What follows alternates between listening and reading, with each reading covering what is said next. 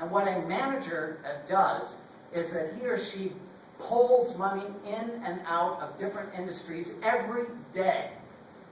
So let me tell you something, and you're going to hear a letter from Tom Steyer, who did a $20 billion hedge fund.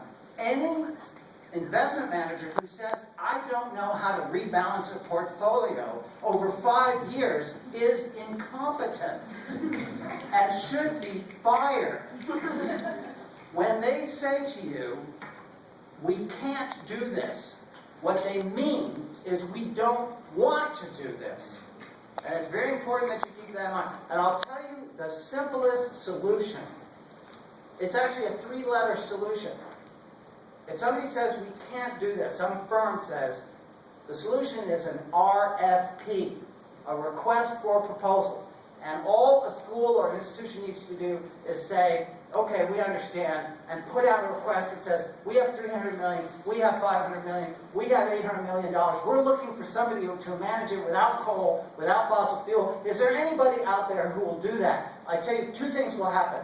The group that you are thinking of abandoning will change their mind, and other people will flock to manage the money. RFP.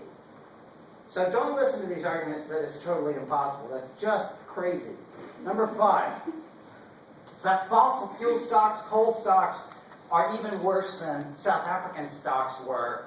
South Africa were big blue chip companies that had a small portion of their operations. And even though they were making a lot of money, it was a distant place, and it didn't affect what was going on that much in the big company.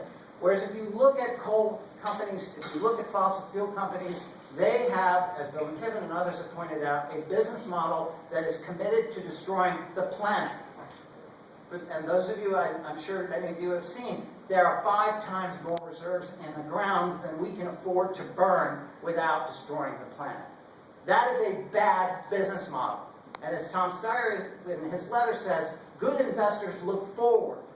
The bank, HSBC in England, said these companies could lose as much as 60% of their value if the government step in and say, we're not going to let you buy all that. Let me just do some very quick numbers for you.